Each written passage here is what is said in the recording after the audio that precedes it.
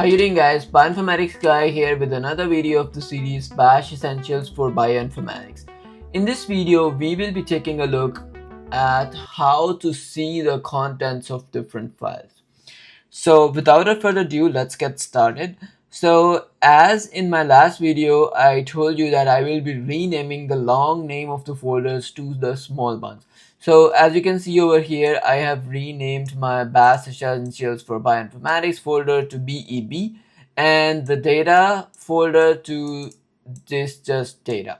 So you have to make sure that you are in the correct folder to follow through this video. So how we can make sure, we can hit this ls command and you should be able to have all these files. So if you have all these files, we can start. So let me clear up the screen, and the first command that we are going to take a look is this head command. And with the help of this head command, we are able to see a few lines of a file, of a text file. And we will see reference.fasta file. So this head file will show us the first 10 lines of this file. And as we hit enter, we see all the 10 lines. Now, if you do not want to see the 10 lines, you can mention how many lines you want to see, and we will add this -n flag, and then we will mention the number of the line. Let's say we just want to see 4 lines, and if we hit enter now, we will see the first 4 lines. This line, 1, 2, 3, 4 lines. So this is the head command. Let me clear up the screen. And similarly, we have this tail command. So we can apply this tail command on the same file again. So now we are seeing the last 10 lines of the reference file. And similarly, you can also use -n and mention the number of lines if you want to see, let's see, just 3 lines this time. So now you can see just 3 lines. So this is the tail command. The thing is that this time you are just able to see the first or the last line, but if you want to see the file interactively, like we open a browser page or like we open a text file or Word file, we are able to scroll up and down, go left and right and see the file.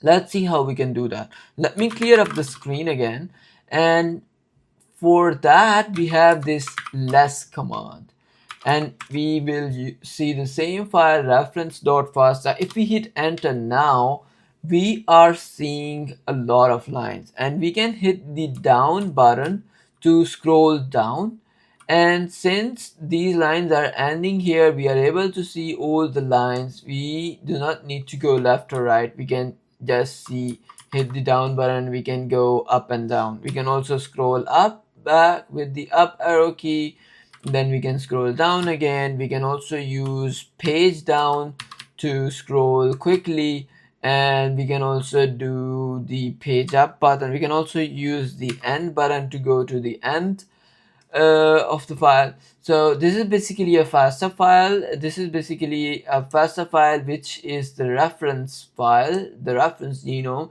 As you can see that we have different chromosomes, like we have this chromosome Y. So this is a small version of the reference. That's why we have this N over here.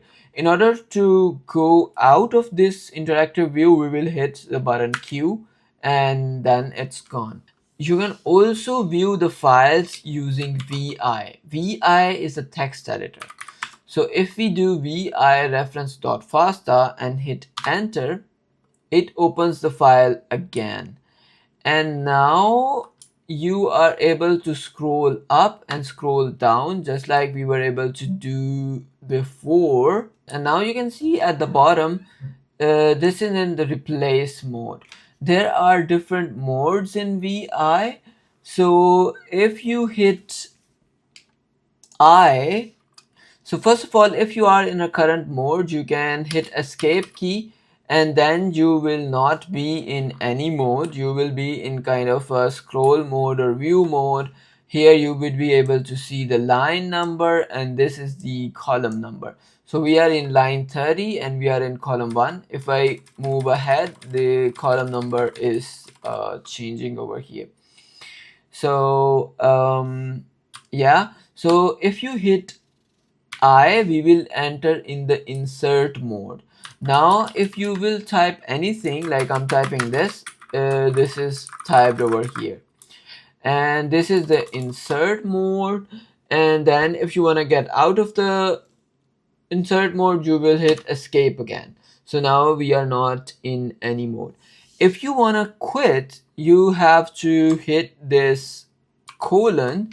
You can see we have this colon sign over here, and then you will write Q. And if you haven't made any changes, you should be able to hit enter now and exit the file. But if you have made changes, you have to use WQ to save those changes, and Q and this to ignore all the changes. Just to be on the safe side, we will hit this and we will exit out of the file. VI is a really cool text editor in terminal that could be really handy. You can also search through different things. You can also do a lot of things in VI. That's another really cool tool to learn. Maybe I will make another series on that, but now it's time to move on. So there is this command known as cat. Let me clear up the space first. So we will now take a look at this command cat, and this command spits out the whole file on the terminal. So if I do this on reference.fasta, you will see that it's writing all the file on the terminal, and it is taking a lot of time because it's apparently a big file. And then the thing is that this command could be useful for smaller files or for different kind of things that you have to do, but using it for huge files is not a good idea. So if you accidentally do this, you can hit Control and C to exit it.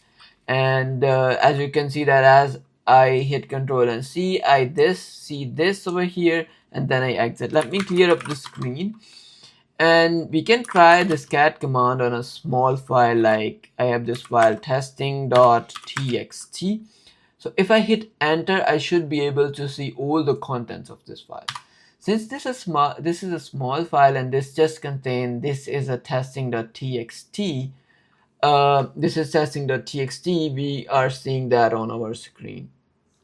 Now this cat command is basically for concatenation, and now we can see more than one file in one line. So I will write this cat, then we will do this testing.txt, then we will write testing1.txt, then we will also do testing2.txt.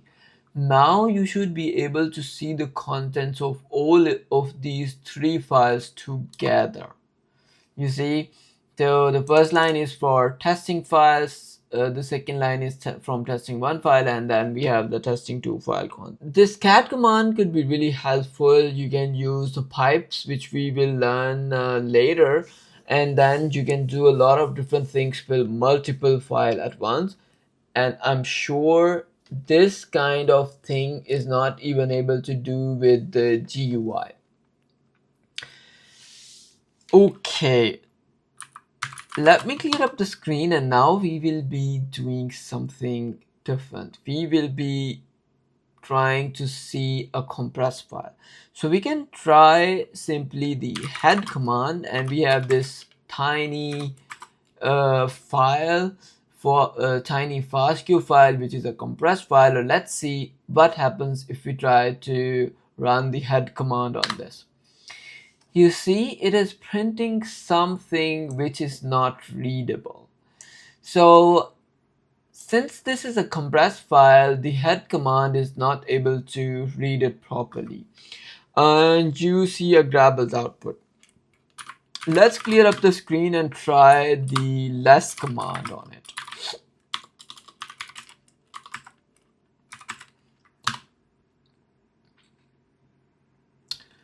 So if we see the less command, we are able to see the contents of the compressed file. So if we see the head command, then we are not able to see. So less commands sometimes work with the compressed files as well, but make sure that sometimes this will not work if it is compressed as a binary file, and then you will get an error like see this is a binary file, see it anyways.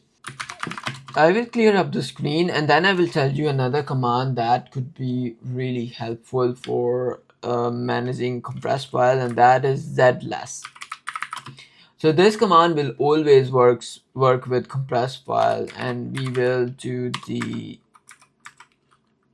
file name again, and now you can see the file contents again. And this is very similar to less command, but it also works with the compressed file. It's a dedicated command. And we can also try the other version of the cat, which is zcat. And you see, now you can see the complete contents of this compressed file as well using the zcat command. So there are different things that you have to know, that you can use the head commands to see a few lines, and then you can use the tail command to see the endings. You can use zless to see the compressed files, and now you can practice a little bit these different commands that you have learned on different files and see how it works. So that's all for this video. Thank you so much for watching. In the next video, we will be taking a look how to manage different files and directories in Unist. If you have any questions or comments, feel free to leave down below. Do check out my website and join the community for bioinformatics people on Facebook. You will find all the useful links below. Thanks again for watching. See you around in the next one.